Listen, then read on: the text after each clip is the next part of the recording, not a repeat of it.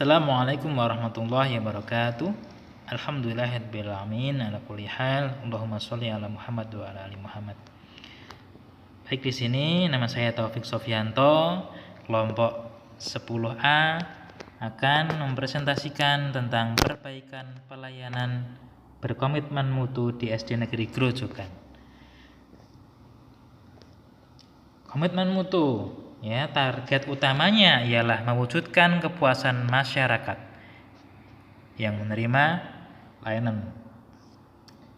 Kemudian dikaitkan dengan 3 fungsi ASN, yaitu pelaksanaan kebijakan publik, ya. Jadi seorang guru merupakan pelaksananya dari awal, ya, perencanaan sampai dengan evaluasi dan juga tindak lanjutnya di dalam pembelajaran. Kemudian yang kedua adalah pelayan publik. Ya, menjadi pelayan publik tentu juga melayani kebutuhan dari pembelajaran muridnya dan juga orang tuanya, dan program-program yang lain tentang program sekolah. Kemudian perekat dan juga pemersatu bangsa. Nah, sebagai ASN juga merupakan menanamkan kepada para murid-murid untuk mencintai bangsa, mencintai tanah air, mencintai dan menyayangi sesama teman, dan juga menghormati guru sebagai poin perekat dan juga pemersatu bangsa. Langsung singkat saja. Kemudian perbaikan mutu layanan. Nah, untuk memperbaiki mutu layanan itu kita bisa memperbaiki dari manajemennya. Ada poin-poin untuk memperbaiki manajemennya, yaitu mulai dari menyusun program kerja, ya, yang berbasis mutu, ya, membangun mindset pegawai yang berbudaya mutu, memudahkan berbudaya kerja dikembangkan, ya. Kemudian 4, meningkatkan mutu proses yang berkelanjutan, membangun komitmen pegawai yang untuk jangka panjang, itu kita bangun komitmennya pegawai agar terus-menerus bisa konsisten. Kemudian membangun kerjasama antar kolega, antar teman, ya, agar kompak dalam bekerja sama. Oke, berikutnya memfokuskan kegiatan pada kepuasan pelanggan, kemudian baik internal maupun eksternal, kemudian beradaptasi dengan tuntutan perubahan, ya, karena dunia ini akan terus berubah. Kalau kita tidak ikut berubah ke arah kemajuan, maka kita akan tertinggal. 9, yaitu menampilkan kinerja. Ya, ini maksudnya adalah lebih ke berusaha untuk sempurna dalam bekerja. Meskipun kita nggak bisa sempurna, tapi berusaha. Nomor 10, menjalankan fungsi pengawasan secara efektif. Nah, ini tugasnya kepala sekolah, ya, kalau di sekolah, agar semua berjalan dengan lancar programnya, maka kepala sekolah harus mengawasi, dan di atas kepala sekolah juga ada pengawas yang lain tentunya. Oke, berikutnya perbaikan mutu menggunakan teknik PDCA. Apa itu PDCA? Yaitu ada plan, perencanaan. Jadi mulai dari awal merencanakan, kita mengidentifikasi masalah yang dihadapi itu apa, penyebabnya apa, dampaknya apa, dan solusinya itu apa.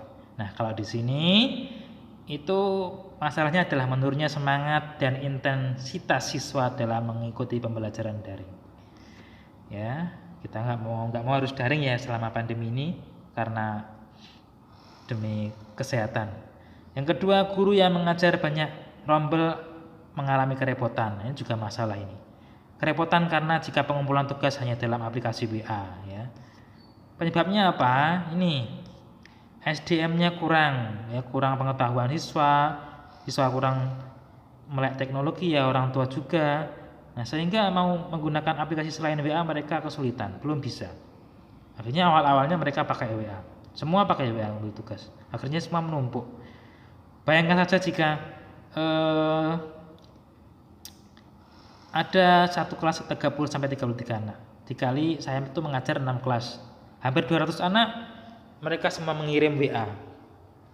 Dan itu enggak berbarengan. Kadang kelas A ngumpulkan hari ini, kelas B 2 hari ini, karena mereka tuh kadang enggak sama ngumpulinnya, ya, karena keterbatasan. Ada yang alasan ini dan itu, ya, sehingga mereka nggak sama mengumpulnya. Ada yang kebanyakan mereka mengumpulkan tertib, tetapi beberapa ada yang nggak tertib. Itu kan membuat evaluasi menjadi rancu, menjadi sulit. Ketika hampir 200 anak inbox semua di WA, bayangkan saja seperti itu. Kemudian yang kedua, tidak semua orang tua memiliki perangkat yang memadai. Nah ini, belum canggih HP-nya, masih sederhana. Jadi mau pakai aplikasi yang berat-berat juga kesulitan. 3, pembelajaran daring yang kurang menarik. Nah ini penyebab kurang semangat mereka. 4, kebosanan karena tidak berjumpa langsung dengan teman sekolah dan guru. Nah, lama di rumah, mau belajar agak malas karena cuma sendirian, nggak ada temennya. Kalau bareng-bareng kan semangat. 5, ini ya yang tadi ya, pengumpulan tugas hanya dengan WA akan merepotkan guru yang mengajar banyak rombel dalam mengecek tugas anak. Oke, solusinya pertama adalah melatih murid dan orang tua menggunakan teknologi termasuk juga aplikasi agar bisa mendukung pembelajaran secara daring. Jadi mereka dilatih ya agar bisa menggunakan teknologi dengan baik dan pembelajarannya bisa lancar. Yang kedua, menggunakan aplikasi pembelajaran yang cukup sederhana dan menarik agar semua siswa, orang tua bisa mengikuti pembelajaran dengan perangkat yang ada. Contohnya ini Classroom, Google Form, YouTube dan lain-lain. Ini cukup sederhana. Ya, meskipun HP-nya RAM-nya cuma 1,5 GB, tetap bisa memakainya. Yang 3, membuat pembelajaran yang menarik. Nah, agar mereka semangat belajarnya. Kemudian yang 4, memberi motivasi kepada siswa dengan pembelajaran tatap muka secara online menggunakan aplikasi. Misalnya ada Zoom, Google Meet, WA dan lain-lain. Nah, ini di sini bisa ya. Tetapi di sini kesulitan untuk memakai seperti ini. Karena kuota harus banyak. Kalau di swasta dulu saya sudah terbiasa maka seperti ini. Tapi kalau di negeri banyak juga orang yang terkendala ekonomi.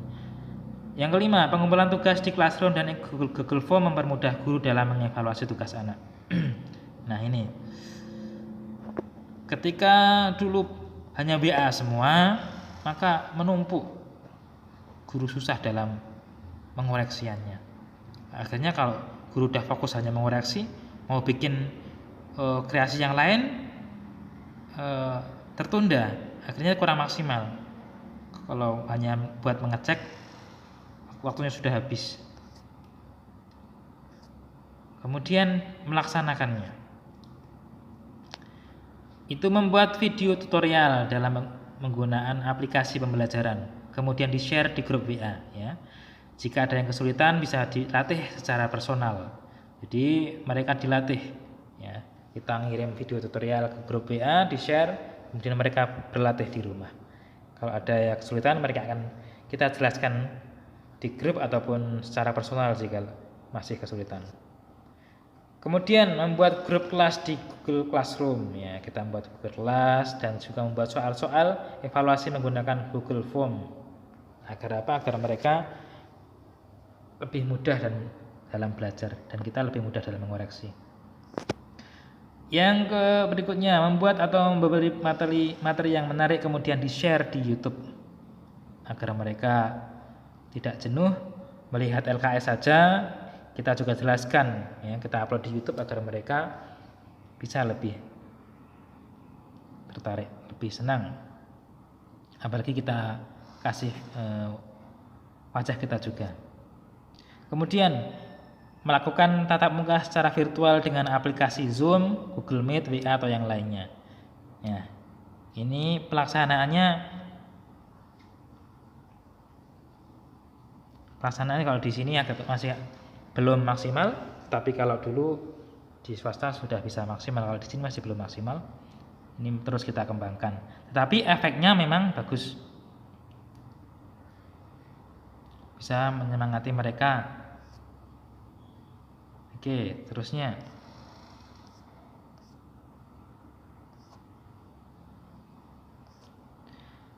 Cek atau pemeriksaan. Nah, dari tadi metode yang tadi dijelaskan, hasilnya bagaimana? Orang tua dan siswa itu mayoritas bisa menggunakan aplikasi. Nah, mereka yang kelas-kelas yang bersemangat itu mereka bisa menggunakan Google Classroom. Ya. Ada kelas 4A, 5A, dan 6A sekarang pakai Classroom. Tapi yang B masih menggunakan WA semua. Tapi setidaknya meminimalisir pemakaian WA yang terlalu menumpuk. Yang kedua, hampir semua siswa bisa menyaksikan dan merasa senang melihat pembelajaran yang di-share melalui YouTube dan evaluasi melalui Google Form. Mereka senang ya dengan komen-komen mereka di YouTube. Mereka senang, antusias. Kemudian evaluasi melalui Google Form itu mereka tinggal klik sehingga mereka senang, langsung bisa mengetahui hasilnya juga. Yang salah juga langsung tahu mana yang salah, sehingga bisa langsung dievaluasi. Oke, yang ketiga, anak-anak menjadi lebih termotivasi dengan belajar setelah bertemu dengan teman-teman dan guru melalui pertemuan virtual. Nah, ini memang ketika mereka tuh bisa bertemu dengan virtual, mereka akan lebih semangat. Baik semangat dalam misalnya ibadahnya, dalam belajarnya, dalam kesehariannya, dalam pembelajaran lebih semangat. Tapi memang kendalanya ada di seringkali beberapa ada yang kesulitan kuota dan juga HP-nya kurang mendukung, istilahnya seperti itu. Nomor 4, guru lebih mudah dalam melakukan evaluasi tugas anak. Nah, ketika sudah mempunyai Google Classroom, guru akan lebih mudah mengevaluasi. Siapa yang belum kumpulin tugas tinggal ketahuan. Tapi kalau pakai WA semua harus cek satu persatu di antara ratusan anak mengecek, wah sangat ribet sekali. Ya, pengalaman kemarin seperti itu. Alhamdulillah beberapa kelas sudah bisa memakai Google Classroom, itu cukup membantu. Yang berikutnya adalah beberapa kali murid terkendala untuk membeli kuota internet. Nah, ini merupakan kendalanya. Maka tugas pemerintah, tugas kita sebagai sekolah juga memikirkan hal ini. Kalau dulu sudah ada kuota internet dari pemerintah, sekarang sepertinya belum ada lagi. Itu sangat-sangat membantu dalam proses daring bagi warga yang ekonominya lemah. Yang berikutnya adalah act atau tindakan. Jadi berdasarkan hasil pemeriksaan dari program-program yang telah dilakukan, maka pelatihan, inovasi dan pemakaian teknologi dalam pembelajaran sangat membantu dalam proses pembelajaran antara anak, guru dan juga orang tua. Sehingga program ini akan kita gunakan atau kita adopsi dan terus dikembangkan. Baik, itu sedikit dari saya. Terima kasih. Apabila kurangnya mohon maaf. Wassalamualaikum warahmatullahi wabarakatuh.